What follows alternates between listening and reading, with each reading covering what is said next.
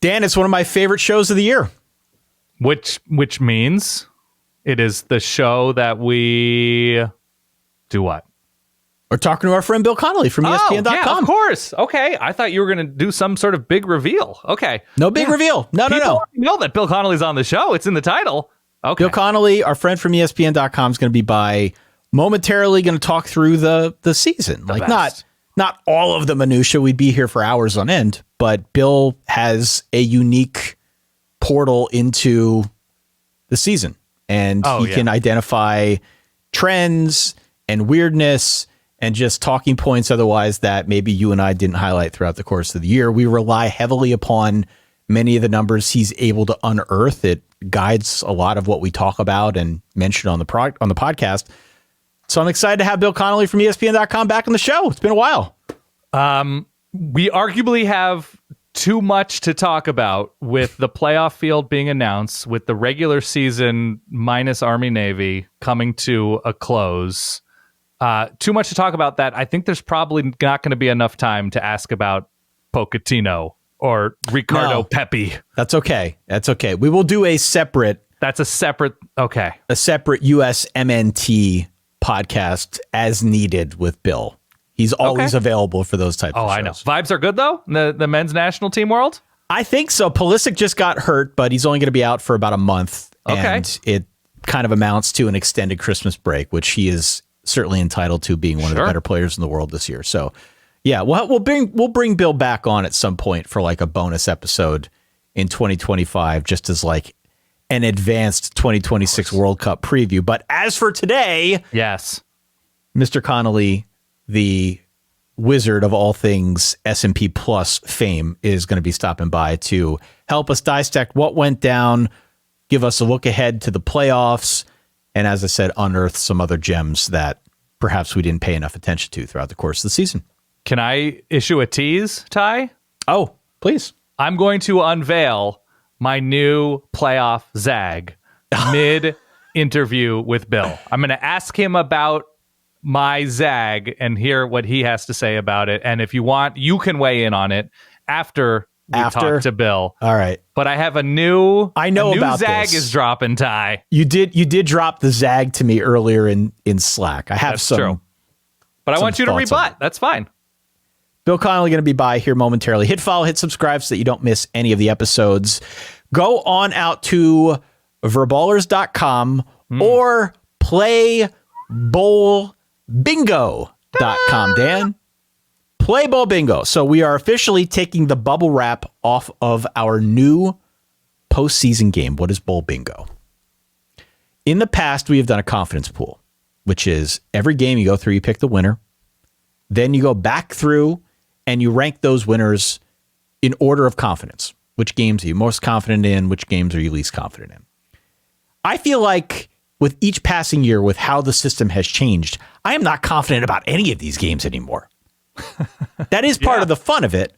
But at the same time, we like to change things up here, right? That's sort of our claim to fame in the college football podcasting world. We get creative with things, right? Yeah. We don't like to be stagnant. So Bowl Bingo is going to be a game that spans about 4 weeks. Each week you will have a new chance to win. We're going to run it a little bit like Play Run the Board in that each week we're going to have a new prize. We're going to have a grand prize for the winner. Details to follow on what those prizes are, but we're going to make it fun. You know us. We're going to do our best to make it worth your while. But each week when you sign up for Bowl Bingo, you will have a card that you need to fill out.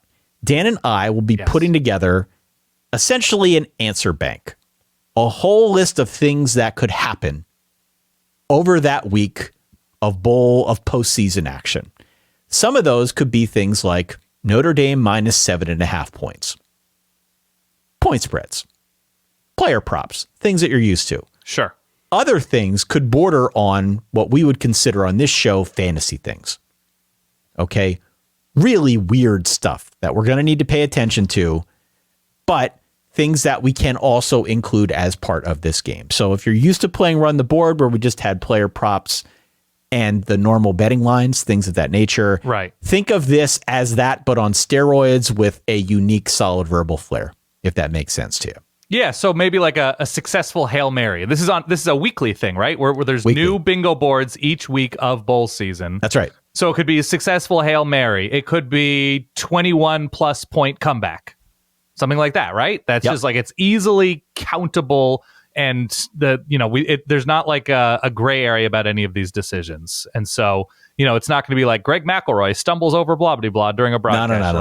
That not that. No. So this is, somebody goes over 200 yards rushing. Or like you said, Notre Dame minus 7.5. And so there will be a weekly bank of how big did we decide our bank is going to be? I don't think we decided yet, but my understanding, it could be 10, 15, 20 things. You pick 5 or 6. My understanding is that there is no limit and that this is completely customizable. Right. It is completely at our whim, which is always a little bit scary for the people giving us these parameters. But alas, yes, we are doing the answer bank each week. I don't think we've got a set number. We just know that it can be quite literally anything we decide. So we are going to be doing this on an ongoing basis. The game starts on December the 20th. So if you're listening to this now on December the 12th, you've got some time. You've got well over a week. The game's not even active yet, but if you go to playbowlbingo.com, you will find more instructions on how to get your name in the hat. Yes. And how to play. Of note, this is not just for paying members of the Patreon, as we have done at points in the past. If you sign up for any tier of our Patreon at verballers.com, you will have access to our fun game Bowl Bingo. So hell yeah. Invite your friends, your family. Maybe you're already doing another pick'em pool of some sort, a confidence pool, what have you. But we would encourage everybody, just as we did last year, to get in on Bowl Bingo. All you got to do is sign up for the free tier out at verballers.com, or you can go on out to playbowlbingo.com. Both are going to work. We mention all these URLs here all the time. Both will go to the same spot. All you got to do is sign up for the free tier, put your name in the hat. We'll remind you, we'll send you an email when everything is available. That's it. No brainer. So easy, so simple, so fun. Can I ask you this? I'm putting you on the spot here, but I know that we have a lot of flexibility with this. Yes. Could we potentially have like a boost item, like a long shot that's actually worth like +2 or +3 instead of your standard scoring system? Let's look into, because like if you would have like a large man touchdown, and we'll be very specific, listed at 300 plus on their own school site, right? To leave no doubt, like 281 pounds does not count. No. Like we would be specific about that weight or about whatever the long shot is. But if we could do a long shot that's like a +2 or +3, but you have to use one of your bingo spots on it. Yeah. I think that could be fun. And if you're behind the leaderboard later in the game, like maybe we'll look into bonuses. Chances. Okay. We'll look into it. But again, a lot of leeway here. I won't drone on too much longer about it, but suffice to say, you and I are very excited about it. It's different. Nobody's, to my knowledge, ever done anything like this during bowl season. And, you can always count on us to try and break the mold a little bit. So playbowlbingo.com or verballers.com, sign up for the free tier, follow the instructions.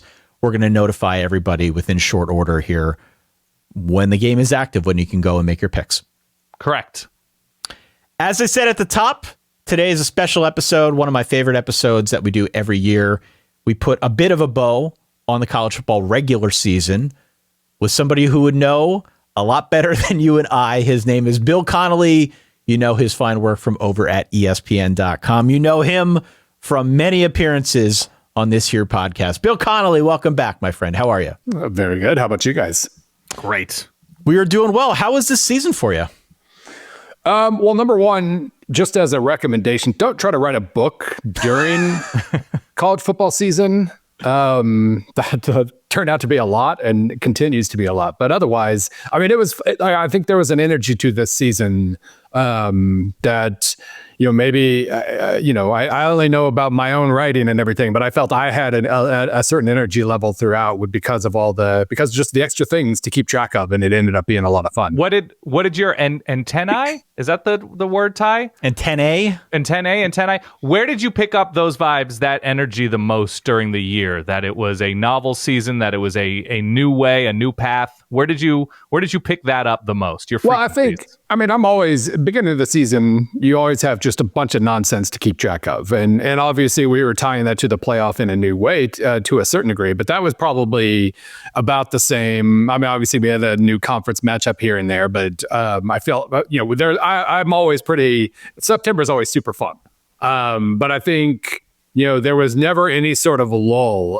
There were, even the off weeks weren't that off when I was, trying to, because every Sunday night after I've done all my Sunday writing and the data stuff and everything, I immediately try to set up the Friday preview column and just like, what are the 4 or 5 biggest storylines? And I never really felt like I was reaching with that. Right. And part of that was, there were always 3 Big 12 games that mattered every single week of the season. So that certainly helped. But I think it was probably that mid-season. We never had a week where I'm like, oh, what am I going to talk about here? Right. And it flowed pretty well. My gut all along, Bill, was that this season had a tick more parity to it. And I wonder, other than like the obvious stuff of counting wins and losses and looking at standings where it was apparent, was there anything else in your data that indicated as much? Well, I saw Bud Elliott talking about this a few weeks ago, so I played with it a little bit too. But I mean, the idea that like the best team isn't as good as normal, like that's pretty, if you just look at the, my SP Plus ratings, look at the percentiles, the best teams are in like the 98 to 98.5 range. That's usually number 3 or 4. Usually we have somebody at like 99.1 or 5 or something like that.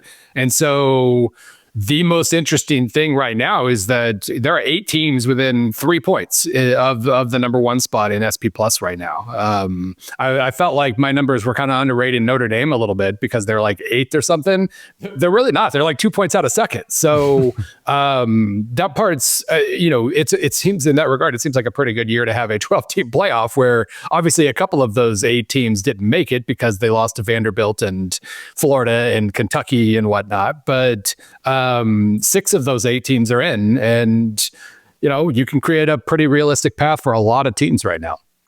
From a data standpoint, mindful of the fact that you are sort of the mastermind behind the SP Plus ranking system, what was the biggest story of the year?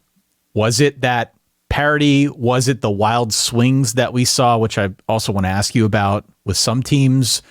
From your standpoint, what comes to mind first? Yeah, I mean, I do think, it's college football's version of parity. It's not parity. It's just a tick, right? We're not the NFL. It's just a tick more parity. Right. Like, again, we have a bunch of number 3 teams instead of a number 1. And so that that makes a difference. Alabama and Ole Miss, the ranges of outcomes were really big with them, but also from a stat standpoint, their losses were extremely unlikely.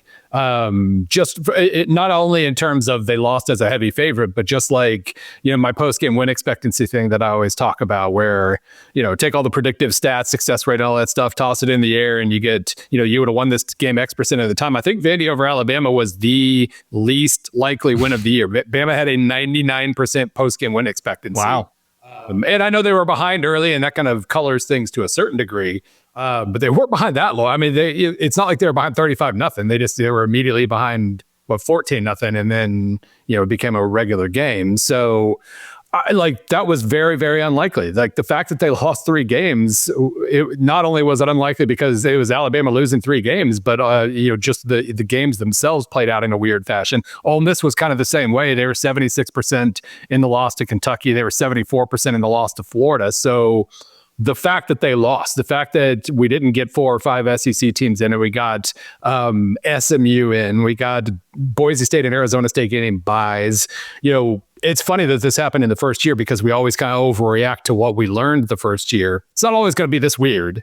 And now we're going to, Greg Sankey's going to go on a warpath in the offseason because of very, very weird, unique circumstances. But I guess then again, he was going to go on a warpath anyway. So it's probably nothing really changed in that regard. Who else underperformed this year, given preseason projections, given results of games in which they performed reasonably well? And I guess to what do you attribute that, right? Is it depth of conference? Is it bad luck?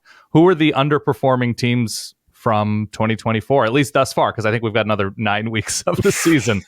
Yeah, that is not your point, but it was, I was kind of realizing that teams like Georgia, for instance, have only really kind of started to define their 2024 seasons, and that's kind of wild to say. And we're going to react very differently to when they, how far they make it in the playoff. But there are the obvious two: Michigan, Florida State. That they're going to have to come up in any conversation of underachievers. Florida State's historic underachievement was, something that I'm going to be thinking about or trying to theorize for a long time, I'm pretty sure, because that just doesn't happen the way that happened. But otherwise, I mean, Oklahoma. But in the same way, though, with Florida State, though, it's hard to account for what they lost last year, portal wise, and replace. Like, it's what I'm saying is it's not your fault. Like Robin Williams and Goodwill Hunting, Bill. Well, I think they are. When you're projected 10th, you should never finish. They're projected 12th, and now they're 94th. Right. That should never happen. But it was definitely a reminder that even good portal teams aren't going to hit in the portal every single year. Right. And that is something that we're going to see a lot moving forward, is once you dip in and you hire and you sign 25 transfers, kind of higher, you're going to have to do that a lot. And so I do think we are introducing a little bit more volatility, just because some of those batches just aren't going to work out as well as others. And so we saw a comically extreme version of that with Florida State, but that's basically what it was. They signed a bunch of great transfers, won a ton of games over a couple of years, and then lost those guys, brought in new transfers who stuck. And I mean, I will say I was not as impressed with their like on paper. I wasn't as impressed with their transfers this year, but I still expected like Peyton to be good. I still expected a lot of their guys who were good last year to be good, and it just did not happen at all. I think another team that is going to screw up the correlations with returning production for a while is Oklahoma State. They were top 5 in returning production, looked solid for about 4 weeks, and then just stopped defending, like stopped fielding 11 guys on defense, it seemed like, and missing every tackle, and they ended up 85th. So I appreciate Iowa State. They were first in returning production. They basically lived up to that. Virginia Tech basically lived up to that despite injuries. But Oklahoma State's got to skew those correlations for a little while now. With respect to a team like Florida State or an Indiana, two teams that compared to last season had a rather extreme result in 2024, my question for you that I was going to ask earlier, how long does it take your set of data to react to that? I mean, that has been kind of an interesting thing because, I started doing returning production or, trying to calculate all that in probably 2014, something like that. And for a few years, I really didn't change the formula in the off season. It just basically ran as it ran. And if 6 transfers was a lot. So I didn't have to really worry about how I was accounting for those. So yeah, now that we're in basically the 3rd year of heavy transfers, I guess and every year gets heavier. Yeah, I'm kind of, we're not flying blind in the off season, but you do kind of have to overreact to smaller data sets than you would prefer to kind of figure out how you're going to do the next year. And yeah, I think basically a lot of this is going to come down to not necessarily having to figure out how to project like the preseason SP Plus ranking, but it feels like there needs to be a volatility score with a confidence level. Notre Dame's projected 9th. I'm 98% confident in that one. But Ole Miss with its 38 new transfers is projected 6th with a 60% confidence range, and have that affect the way that the projections, like the win projections, roll out. That might be the way to go. Further to Ty's point, Indiana had 70 total in and out transfers, 39 out, 31 in. Yeah. So essentially, Indiana is fielding a team relative to the previous year that is just Indiana in sort of name only, right? It's you can't judge Indiana football based on the players that were there. There's just you're judging Indiana on a logo that doesn't really mean anything when you have a new coach and new players in there. I just to further Ty's point and question, what do you do? What do you do? How are you supposed to gauge? If Oregon's starting a right tackle from Rhode Island, how are his numbers? How are his starts? It's so volatile in terms of where these players are coming from, what the production does or doesn't mean. Mm-hmm. Is it something that, I guess you mentioned volatility score? How do you bring that into the formula in its totality. Yeah, no, that's, I mean, 247 will do their transfer recruiting rankings. And so, I tried to incorporate that to some degree last year. And so basically the transfers came into both the returning production piece and the recruiting piece. Still had Indiana projected like 80th. So right. I think with every year that goes by, recent history ends up meaning less. And you have to, rely a little bit more on the volatile transfer recruiting rankings and whatnot. And that's not a great place to be. But I mean, at the same time, I think you just accept that you're going to whiff on a certain percentage of teams too. Because I'm looking back at the preseason top 10 in SP Plus. 8 of them are currently in the SP Plus top 10. And one of them is LSU, who was still 16th. So, right. Michigan was a whiff there, but they're still 34th. Missouri was a little bit of a whiff, but they're 21st. Florida State was the giant swing and miss. Oklahoma State was a big miss. NC State was a big miss. And I guess on the other side, you have Army, you have Indiana, kind of UNLV. So, I mean, I think you're just gonna miss on a little bit of this. And I think trying to build that kind of volatility side of things into, basically here's a rating, but I'm only, your range of potential wins heading into this year is enormous because there are just a lot more unknowns. Take an exaggerated home run trot, throw the bat, flip the bat violently. Who are you right about that you got a lot of flack for in the preseason about having a down year or being supremely underrated and watch out for blank? I don't think... I was high on Iowa State, so I'll take a little bit of credit on that one. But also, people weren't yelling at me because I thought Iowa State was a top 20 team. So that's probably not huge there. I thought I was going to be extremely right about A&M, and then they basically just ended up exactly where they were projected in the middle and kind of trailed off for a second. So that one probably wasn't. I was right about NC not being confident in NC State at all. Yeah. Okay. Good job. Again, that's not something you get yelled at very much. And SMU, actually, while we're in the ACC, I thought SMU was a serious, number 3 or 4 ACC contender. So I felt pretty good about how that played out. At the same time, of course, Arizona State didn't call that one. Plenty of things I didn't call, but you get a few right, I guess. This is the time of year where we have exaggerated and very reasoned conversations about conference strength. Everybody's super cool and has great perspective and is always conceding the point to others. Who held up their end of the bargain in terms of being top heavy with quality? Ty likes to make jokes when I say, terms like that, but top heavy with quality, you can look at the Big Ten, you'd be like, oh, there were, 3 or 4 good teams, but then there seemed to be a drop off. But maybe I'm misreading the situation. Who brought quality in the upper half, perhaps more dramatically than others? I mean, number one, I mean, you're going to say the SEC. That's okay. I love bagging on the SEC whenever possible, but their average SP Plus rating is twice as good as anybody else's. They still have the good teams, and you can obviously, if you're an SEC homer, say that we miss our guys missed playoff spots because our middle tier was so good that they just couldn't. Blah blah blah. It's and I mean, I think it basically. I looked a couple weeks ago. It had the 10th or 11th best kind of average percentile ranking ever. And they did that with 16 teams.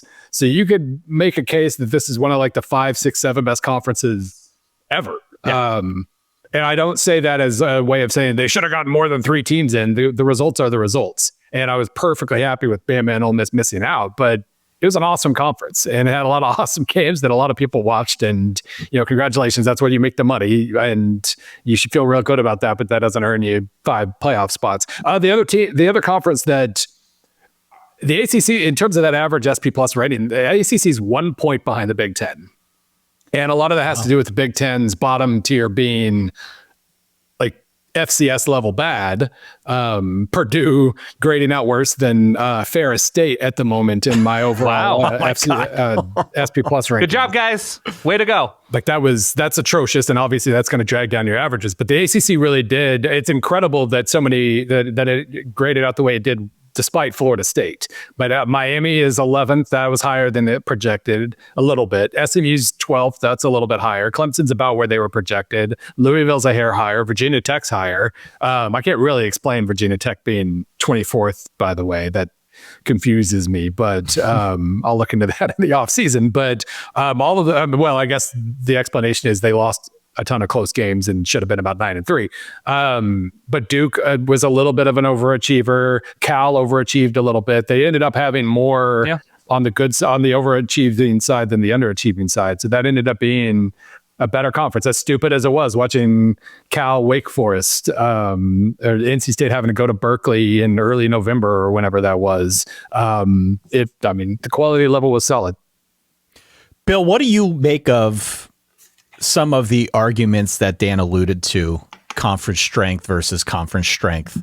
If you're on that playoff committee, what are the data points that you personally would be looking at to determine who goes through and who gets rejected? Well, I think this was a really, really good year with those fluky losses to differentiate, among other things, between best and most deserving. Sure. Because if you're just purely looking at best, like the best, I said this last year that, the committee always swears it's picking the best. And the only good thing about saying that is it was never true. It's been true once. And it was the worst decision they made. So, but that, from a data standpoint, the SEC is every bit as good as people say it is. It's just the way things played out. They only had 3 deserving teams make the field, and that's fine. I thought that, I lean a lot on Resume SP Plus down the stretch, where I basically take your scoring margins and I cap them to where, a 70-point win's just a 50-point win, that kind of thing.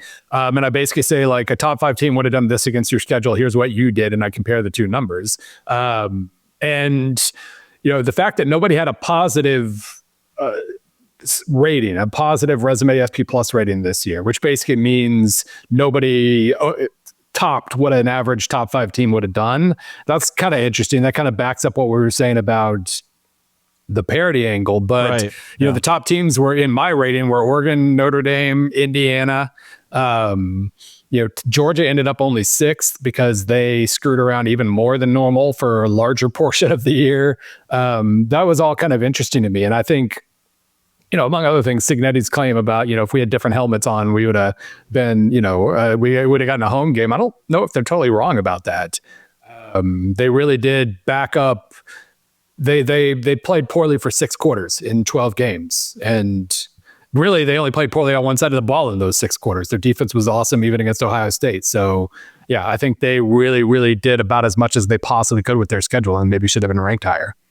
I was going to ask you a broad question about whose numbers, whose performances that you have on your spreadsheet you feel you can trust versus which ones can't you, looking back. But Indiana, I think, is another great example. We brought them up a couple times already. Indiana's on the road, round 1 against Notre Dame. It's a 10 versus a 7 matchup. Is Indiana good? Like, how good is Indiana? How do people who have not watched the Hoosiers this year, how should they feel about Indiana, knowing that they're going to be part of this 12-team field? There was, I think, a little bit of interesting discourse about Indiana down the stretch, but it's really kind of on the back of that Ohio State game and not a whole lot else. So how do you look at Indiana with all the numbers you have at your disposal? It is funny. I mean, I think basically because we don't have like a running 10-year kind of story in our head about, like with Ohio State, we know all the ups and downs, and when they're good, it's this, and when they're bad, it's usually this. We got to the Ohio State Indiana game and everybody was still kind of a blank slate about Indiana. So show us something. And then they get sacked 38 times. And that was that. I think what I wrote about on Sunday, I had a piece go up just about like how each of the 12 teams wins. And wins the title in this case. And I pointed out their defensive numbers against Ohio State were awesome. They ran the ball well against Ohio State. They did basically everything except when it was time for Curtis Rourke to pass.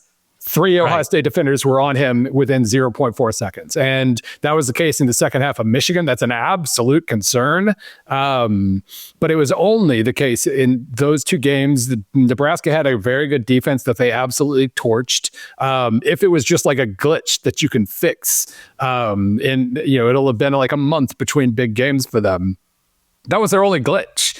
Like otherwise, they've been just phenomenal. Obviously, it doesn't matter that they've torched bad teams the way they did, but they've torched bad teams repeatedly. Nobody was able to stay close to them except for when Michigan figured out how to get pressure on Rourke in the second half of that game. So they're really well rounded, and it feels weird to say, but I mean, then you look at their stats. They're second in points per drive on offense. They're sixth on defense.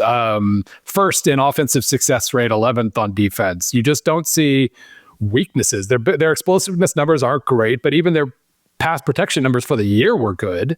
So, yeah, well, okay, they weren't good. They're 50th in sack rate for the year, but that's not horrible. bad. That's not terrible. Yeah. No. So yeah, I mean they had a weakness-free defense and a offense that was only temporarily bad at one thing.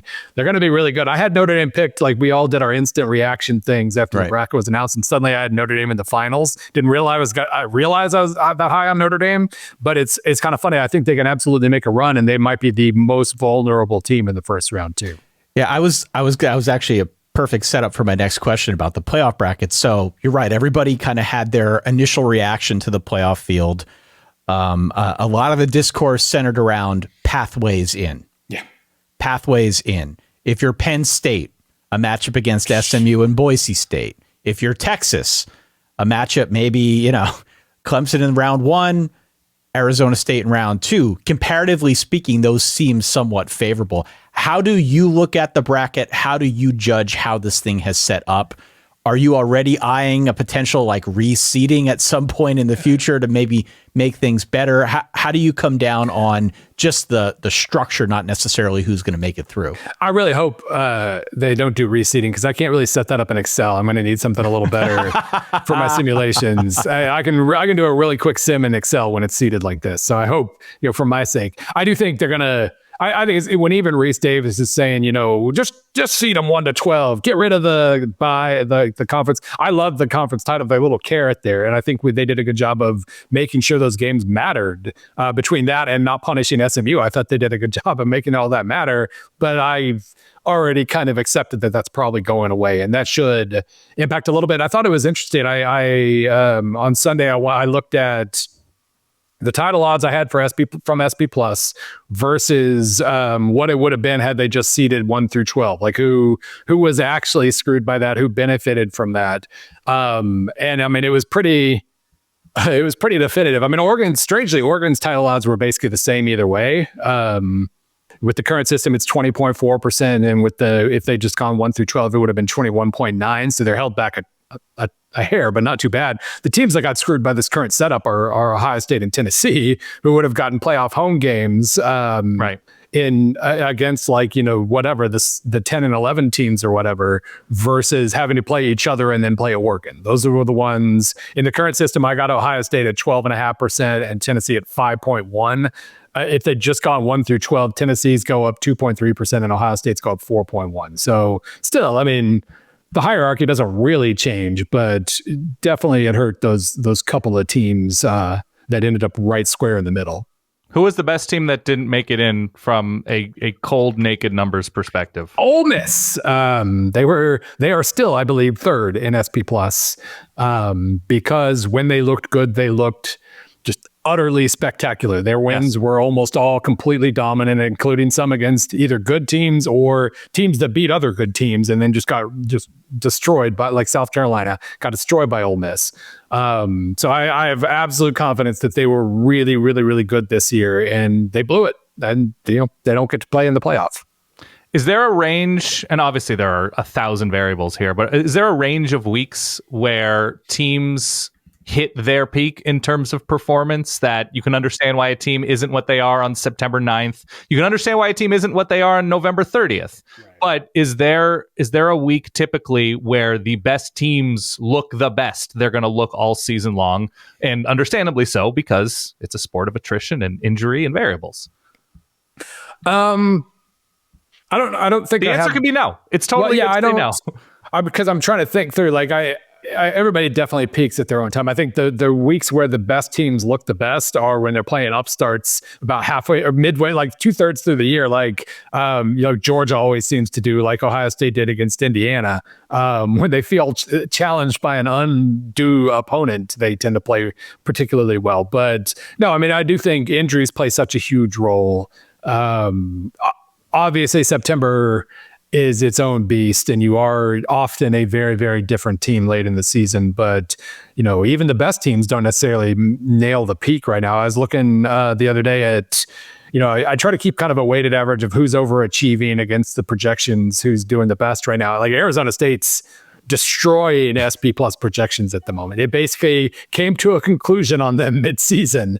And then the last 6 games, they've overachieved by 22, then 2, then 22 again, then 8, then 35, then 30. Like they've figured something out late in the year once both Levitt and Scadaboo got healthy. They are completely different team than they were when they were barely beating Texas State in week 3. So I don't think there's a trend, but there are always teams that do ups and downs, and it's really interesting.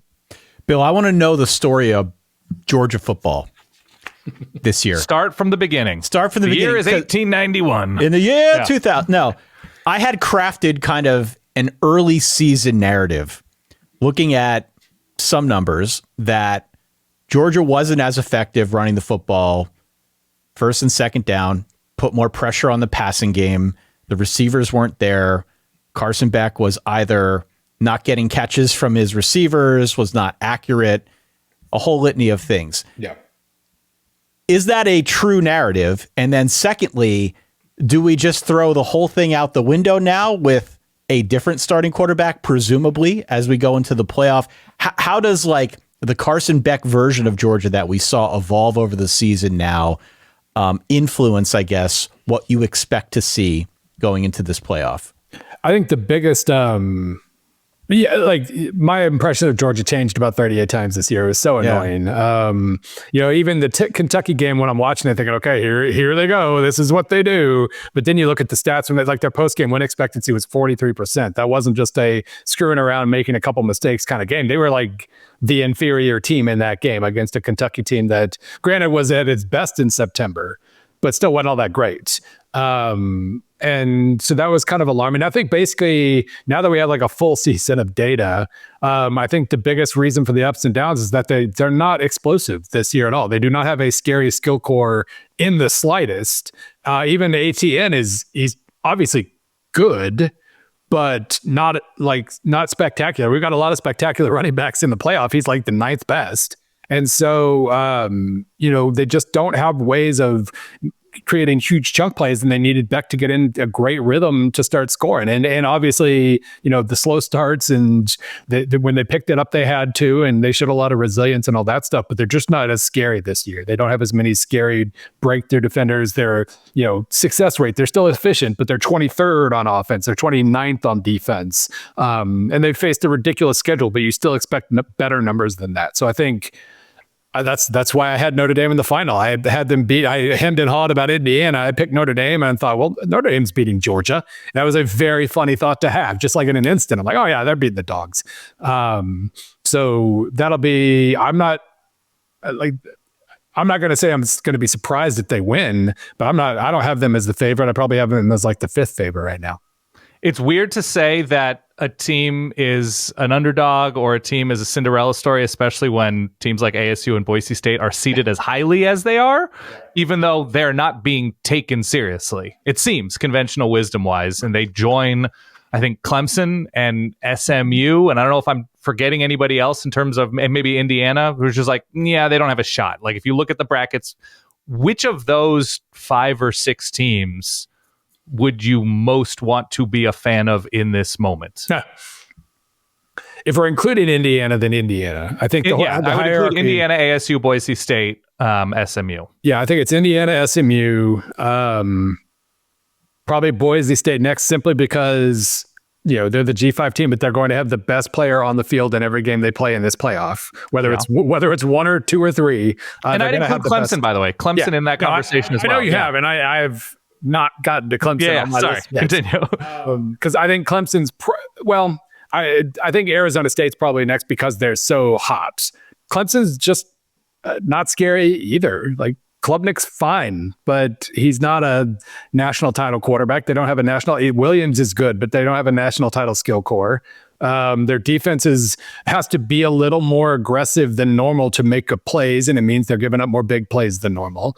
They're a top 15 team, and they're probably going to lose. Well, they were 0-3 against SP Plus top 20 before they beat SMU the other day, and they basically won that game because of a 5-minute explosion at the beginning of the game that they managed to just barely make last the rest of the way. So they're a good team. They're a top 15 team, and I don't see any reason to think they're going to. Maybe they can upset Texas if they force 3 or 4 turnovers, which they might, because Quinn Ewers is very generous right now. But I don't see them winning 2 games.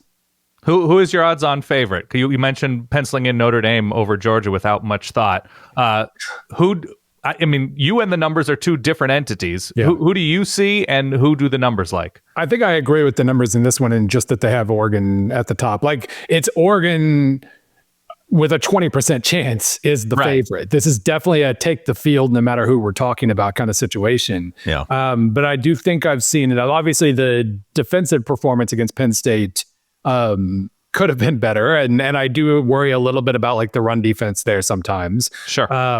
But I think, I still came away from the Big Ten Championship more confident in both teams, actually, just because I needed to see, after Oregon's offense kind of messed around early in the year, I wanted to see them get tested and respond, and they just kept scoring the other day against a really good Penn State defense, one that is probably not the best in the playoff, but is, top 4 in the playoff, top 5.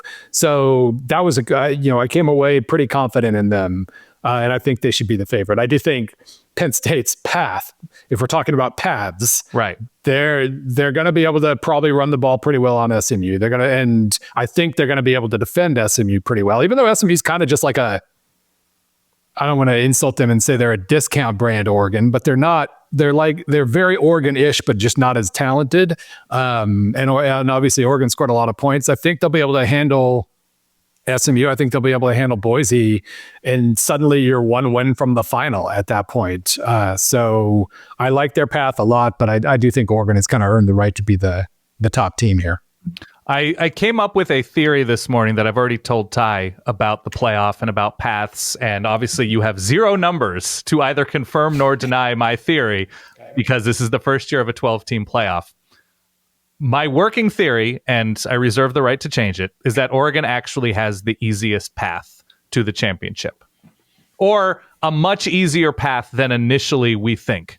And that's because I'd rather be a fan of a team playing the good teams earlier because of a new stat quotient that I'm going to call the ding frequency, that we have no idea what a team playing 17 college football games, 16 college football games is going to look like. We are also in the midst of an extraordinarily chaotic distraction season. You have players wondering, are they going to stay? Are they going to go? You have coaches wondering, are we going to stay? Are we going to go? Is my heart elsewhere? Am I coaching at a team, but I know I'm going to be somewhere else on January 13th or something like that? And if we're going to assume Tennessee has a terrific defense, I think that's fair. If we're going to assume Ohio State has a terrific defense, I think that's fair. I'd rather get those defenses and potentially a Texas defense as early as possible and have the easiest possible matchup, if that is what we're looking at the other side of the bracket as being, in the championship game. How do you feel about that line of thinking, my ding frequency during distraction season? I think there's validity to the idea that, I guess they're getting basically like 2 weeks off, and then and they get tape on both Ohio State. Right. I guess they get more than 2 weeks off. Right. And then so they play January 1st, then January 10th, and the 20th. There's a solid amount of recovery time in those. But no, I think if I didn't, I would still be very scared of Ohio State's A game. Sure. Well, I'm not saying Oregon can win a game. Right. I'm just saying in terms of the percentages, I can see value in it. I think, number one, just having the bye. Every coach I've talked to, and I realize coaches aren't always right, but every coach I've ever talked to about this thinks the bye is too much of an advantage and it's unfair. Wow. And it was always, like Texas in the 5 seed, their odds are basically the same as if they'd gotten a bye, just in terms of winning games. But also they have more injury risk and less recovery time right here at the start, which I guess means they could also be rusty. But Yeah, like the coaches thought they want the buys to go away and everybody to play 16. Well, coaches want to have like a 32 team tournament so that they can get in and not get fired. But you know what I'm saying? Right.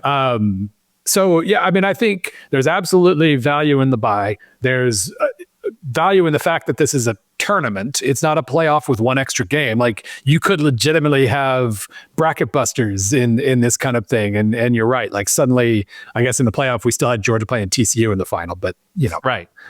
So it can happen with any number, but yeah, there's value there. I still fear Ohio State if I'm Oregon, but sure, you know, you're going to be the less banged up team in the quarterfinals for sure. Bill, what is the deal with Ohio State? I know it's like Bill watched the same game we did against Michigan. It's sort of the eternal question. It's very easy to, I think, talk yourself into a corner with this team because the talent is undeniable. If you're obviously an Ohio State fan, you look at the results against Michigan, against, you know, Oregon earlier in the year. Those both count as L's, although I think two very different games. Yep. We have seen many sides of this team. They go up against a very good Tennessee team now in the first round of the playoff, arguably the best matchup of the entire first round. Where do you come down on Ohio State just with where they are at right now as a team? Have they shown progress? Have they shown enough progress to go in against a team like Tennessee, mind you, at home and emerge? What are they, about a 7.5 point favorite right now? Is that fair?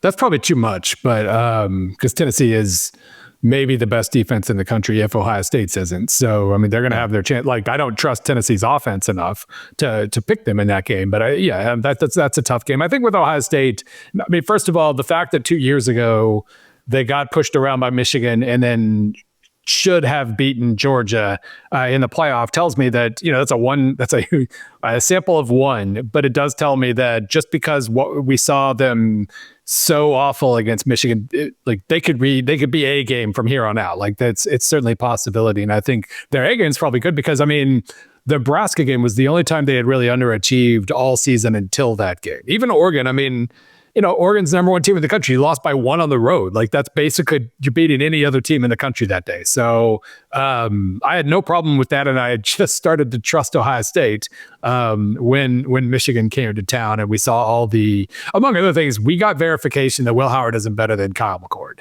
Right. It felt really weird watching that all play out last year and going, really, like. You know, and I referenced it. He was my most important player in that piece I always do in August for this very reason. Like he could be better than Kyle McCord. We don't know he is, and I don't think he is.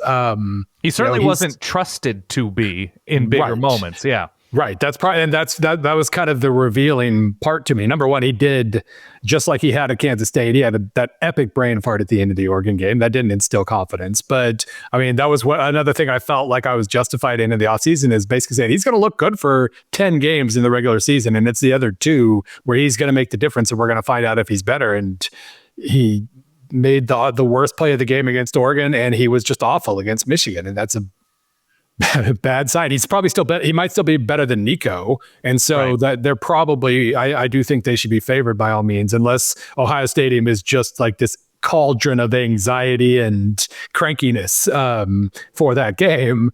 He should be the better quarterback there, and they should survive that. But you're asking him to lead Ohio State to 4 straight wins now against very, very good teams.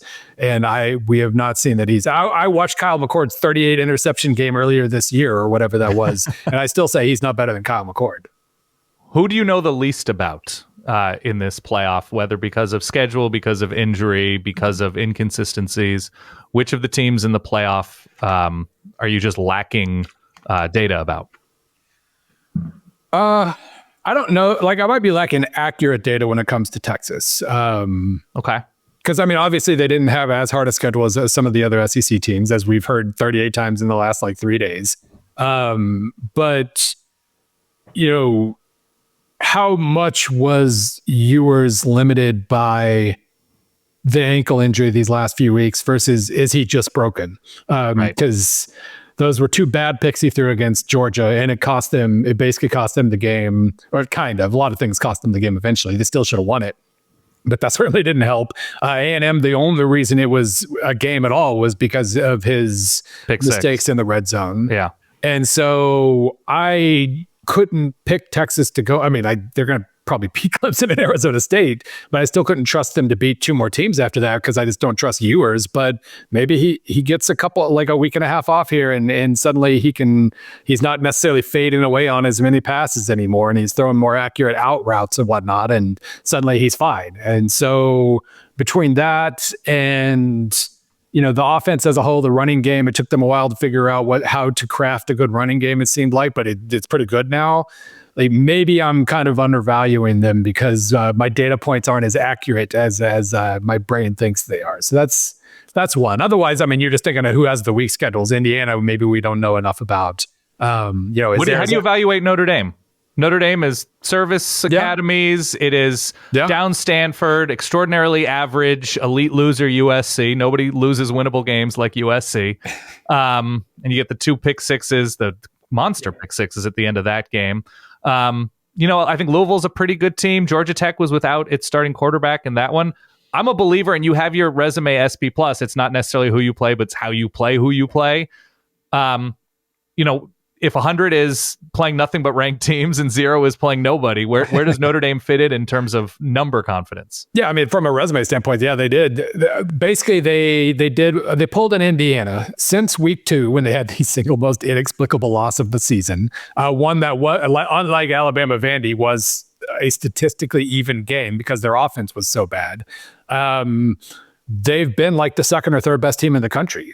So you can't really write off the fact that they did what they did against Northern Illinois, but it was so long ago and Leonard looked healthy and, just the dominance levels they've shown, the post-game win expectancy thing again, since Northern Illinois, it's been 100%, 100%, 79, 100, 100, 100, 100, 100, 100, 77. The USC game was definitely aided by the pick sixes. They were still the better team, and they probably make the plays down the stretch regardless.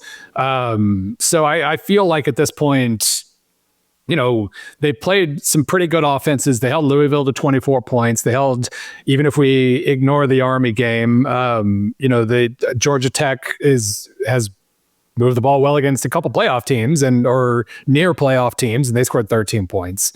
I feel confident in the defense, and the offense has just been kind of a deal where they really haven't played a good defense all year since A&M. Yeah. But, you score 49 every game. I start to trust you after a while. Like maybe you only score 28 against a good defense, but that's still 28. So I think they're in really good shape. The lack of passing explosiveness does concern me because you do have to score on 6, 8, 10 plays instead of just one play 80 yards. But they get a lot of big plays from their run game, and that helps. Bill, let's close out with this. We've talked a lot about the playoff. We've talked a lot about, I guess, the season retrospective. What are you looking forward to from the other side of the postseason with regards to bowl matchups? Are there any that you've looked at and they stand out and you say, hey, that's an interesting game, or there's a statistical anomaly that we will see on display in X versus Y? What jumps out to you among the other 34 odd games that we're going to see this postseason? Well, the statistical anomaly is SP Plus is going to do horribly again. So I think we can just pencil that in for any future bowl season here. I basically have a piece. This keys up the piece I have on Friday. Questions and storylines for all 40-ish bowl games. There are some fun ones. There are always fun ones, and part of it is we don't know which ones are going to be the Old Dominion, Western Kentucky nonsense like last year. But I do think, but Georgia Tech Vanderbilt, that's what I was thinking of. I love it when two of the main characters of the season get to meet and one last time, and the winner will win my dog in him award. So that's good. Love that they're playing. Love that East Carolina and NC State are playing. Even if they should just move the game to Charlotte or something. Right. That's just ECU fans are at their absolute most ridiculous when NC State's on the other side of the field. So that should be a really fun environment, and that kind of makes a lot of these games. I wish Auburn hadn't left Ohio, because Ohio Jacksonville State would have been the G5 bowl game. Just a blast, and I guess maybe Rich Rod won't be there. I was saying Jacksonville State could lose a coach as well. Yeah. So that one was kind of disappointing. A Celebration Bowl is going to be awesome this Saturday. Two very, very hot teams who I looked it up after 3 weeks. Jackson State was 48th in my SP plus FCS rankings, and South Carolina State was 89th. Now they're 10th and 20th because they have just absolutely road graded everybody in their conferences. So that should be a really high quality game, and it's always fun anyway. So those are probably the best ones. I mean, obviously, like Michigan and Alabama is a great helmet game. And if Alabama is kind of pouty at all, Michigan's going to play super confident. They're probably going to give something close to their A game. So you're talking 9, 10, 11 points. Yeah. I hope maybe even 14. Yeah. Ooh, spicy. with turnovers. Yeah, of course. So like it's fun. Like it is just kind of like, we know there are going to be awesome games. We have no idea where they're going to be. Just got to keep your eye on each one, and then delight in the nonsense like Western Kentucky Old Dominion last year. Definitely. His name is Bill Connelly. You can find his fine work out at ESPN.com. Before we let you go, give us the book update, Bill, for people because people love you, especially on this show, especially in this world. What is the book? What is the timeline for the book? How is it going writing the book during college football season? Well, the timeline's a mess. Yeah. What can you share with us on that front? Yeah, like going with a real publisher this time. So, which means that I can't finish the book in June and have it in people's hands in August. So yeah, I had to do a lot of work on it this fall, submitting the manuscript into January. It will hopefully be out by August, but we'll see. It's tentatively called Forward Progress. It's basically how do we get here and where are we going for everything. So you got your conference realignment, you've got your history of television, you've got all that stuff, and it's been fun. Like it's been a hard book to write because like half of it's been fun research and history and all that stuff, but I'm trying as hard as I can to spin things forward and be positive about spinning things forward. Right. And when certain commissioners throw their weight around, it becomes harder to be positive about that. But overall, I think it's been an enlightening experience, and it should be fun to finish. Are you talking about promotion and relegation in this? Yes. Of course, absolutely. Yes. It's mostly contained to one chapter, but there was no way around it. There was absolutely no way. I'm proud of you. I would be disappointed if you didn't. I've come to the conclusion that the best solution for college football is for the SEC to expand to 225 teams, obviously, and the Big Ten to expand to 225 teams, of course. And they could just be the AFC and the NFC, and promote and relegate from within it. Is there a nugget that you unearthed that you could not believe going through the microfiche, going through whatever it is that you were newspapers.com about newspapers.com about TV deals, conference deals. I don't want you to give away like the golden goose here, but like, is there something that you're like, oh, didn't remember this, never knew this, something like that? Well, first of all, it is funny because I've played with newspapers.com and everything else a million times, and walked back through conference realignment times like early 90s and so on and so forth. Every single time you do it, you find something you hadn't found before, some rumor, some this or that. She's like, oh my God, that's amazing. But I think, one thing I had a lot of fun with is there's a chapter that's tentatively called 60 Years of Playoff Debates. Like 1960, Northwestern's athletic director was proposing a World Series of football. Great. Where, you got your 8 teams when your 6 conference champions, what's his name? Stu Holcomb.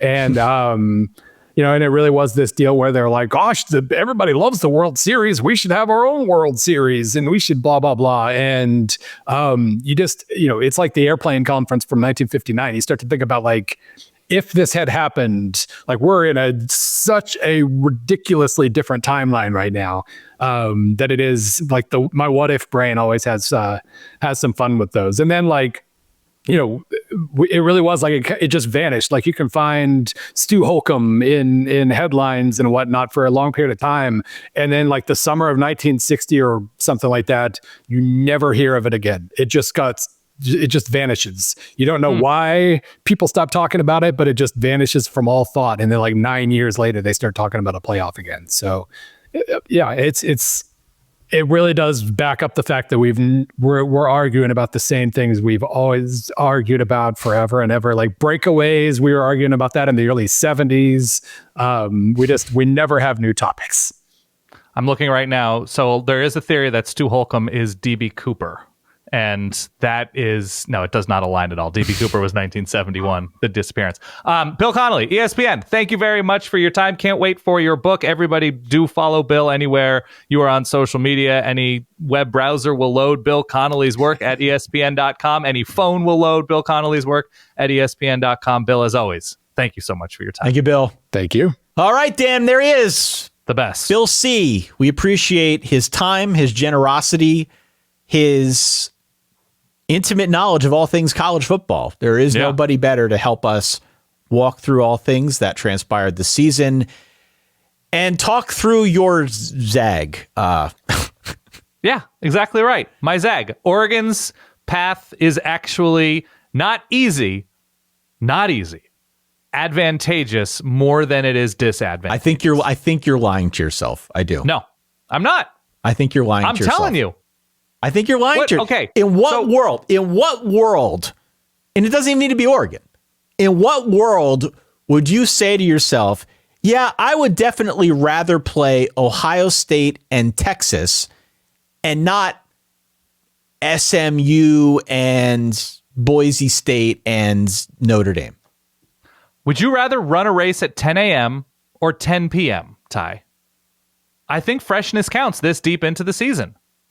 I'm telling you, Ty. I would much rather the pathway on the other side of the bracket or on the Texas side of the bracket. You know, they're coming out of their like bottom left quadrant. I guess it depends on which bracket you're looking at. I would much rather take the Clemson road. As Bill said, Clemson doesn't scare them. I would much rather play Arizona State, neutral site game, because Texas is just a better team, in my opinion. I would much rather have that pathway into the semifinals than having to go against arguably the most talented team in the tournament. If Ohio State should make it through Tennessee, I understand. Why wouldn't you want them early? If it's inevitable that you're going to play early, Ohio State, it's not. Nothing's early at this point. It's going to be like week 19 at that point. Early in the playoff, early in the tournament. This isn't the basketball tournament, Dan. Of course. This is not the basketball tournament. Everybody is dinged up at this point, and presumably, if you're making it through to that would-be quarterfinal round, I don't think you're going to see a whole lot in the way of Cinderellas. So everybody you play is going to be talented.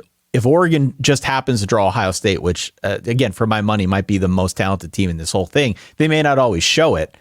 I can't see how in any universe you would rather that matchup than playing, Boise State if you're Penn State. Because health matters. Because health and depth are what has traditionally talent, health, and depth are obviously tied together, decided this sport. Listen, if you want to go with this line of thinking, I'm not telling you they're winning a game. I'm not telling you they're better than Ohio State or Tennessee or whoever. But I'm just saying, if the best three defenses in America are, as of now, it seems, Texas, Ohio State, and Tennessee. Right. I say get them as early as humanly possible. When you are at your freshest, at your healthiest. Get them, but you might have to play them both. You might have to play them both. If you're Notre Dame, you might have to play one of them. But here's the thing, too, though. If everybody's going to get dinged up, if I'm telling you, Ty, they're all going to remember me. Usually I come up with these cockamamie ideas. No. Usually it's me. I'm telling you, Ty, if Oregon is so good that they're going to make the championship game, but they have to go through, whoever you perceive to be lesser than in this playoff. If you perceive to be Boise State or Arizona State or whatever. Okay. So they're already supposed to beat them. So they prove nothing by beating Boise State again and Arizona State, who is good but not as talented and has not been as impressive as Oregon this year. So you prove nothing. You get dinged up along the way. You're down, Derek Harmon. You're down Evan Stewart. You're down whoever. You're down your, offensive coordinator Will Stein has accepted the North Carolina job. This is not the universe in which we live, right? Right. Where you're just like, there's a lot happening, and now you have to take on Georgia or Notre Dame or Texas or something like that. Like, how is that advantageous for Oregon? I'd much rather be at your freshest for the best. And I have watched Oregon lose a ton of players ahead of a national championship game. So maybe that's my own baggage, that they were down a bunch of players for that Ohio State game in 2014. I mean, you could talk yourself into anything. I just disagree. I would much rather. Is Georgia at their freshest right now? No. And they won't be. Right. And they won't be. So I'd rather Notre Dame's path is what I'm saying.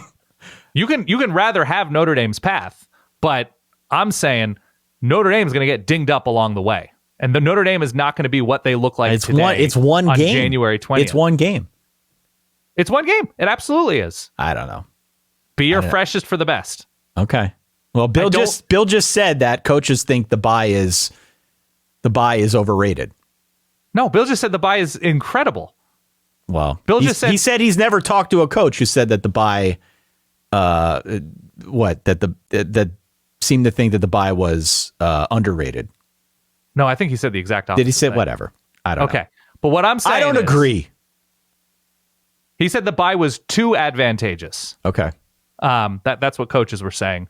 I'm just telling you, by the time we get to game 16, 17 for some of these teams, rosters are going to look different. Injury reports are going to look different. It's a long year. You got guys going home for the holidays, maybe coming back a little bit plump, Ty, eating a little bit too much. A little bit too much of the Christmas goose. Okay. I've been there. All right. Far be it for me to criticize anybody coming back on January 3rd, couple pounds overweight.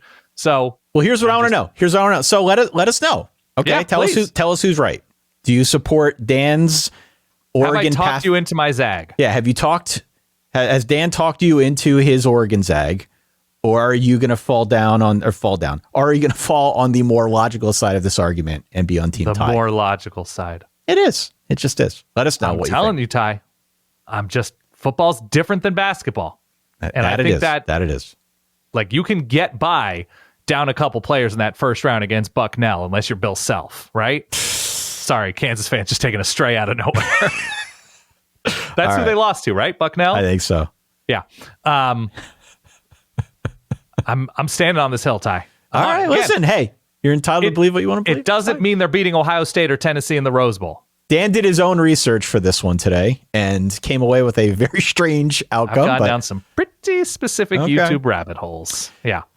Write in solidverbal@gmail.com. Of course, you can hit us up on social media. Let us know your thoughts on this and all of the topics we discussed today with our good friend Bill from over at ESPN.com. As we said at the very top of the episode, as you might have taken from our conversation, we are very excited about Bowl Bingo. So playbowlbingo.com, sign up for any free Patreon tier, put your name in the hat. It'll take you to a page. You just got to give us your email. At time of recording, the game is not ready to go yet. It's not switched on, but as I said, things are going to start up here very, very soon. The first round is essentially going to start on December the 20th when the playoff kicks off. Ooh. So you've got some time here to get your name in the hat. Playbowlbingo.com will get you there, as will verballers.com, Dan. Yep. That's all I got. That's all I have. We've got an episode dropping on Sunday, which will be our express look at the first half of the non-playoff bowl games. Yes. 17 of them that we're going to go through. We will talk about the things that we think you should pay attention to, the points of intrigue. We're going to talk through some of these bowl sponsors too, as we often do on the show. I learned about Scooter's Coffee yesterday. Yeah, we're gonna give you the full deep dive on all things of interest here as we get into bowl season. So stay tuned to that. That's dropping on Sunday. Playoff discussion is going to be on the Tuesday episode of next week, and then part 2 of the big old bowl preview will be next Thursday. So that's what you've got to look forward to. Playbowlbingo.com is what you need to sign up for. Playbowlbingo.com. Have you heard of Scooter's Coffee, by the way? I have. We talked about it last year. Did we really? Yeah, we talked a lot about it last year, but we should talk about it again. I totally forgot about it. That's fine. I totally forgot about, I went to the website and it was like, do you love coffee? Do you also love peanut butter Twix? Great news. It's insane. For that guy over there, Dan Rubenstein, for myself, Ty Hildenbrand, thanks for hanging with us. We will talk to you all soon. Stay solid. Peace.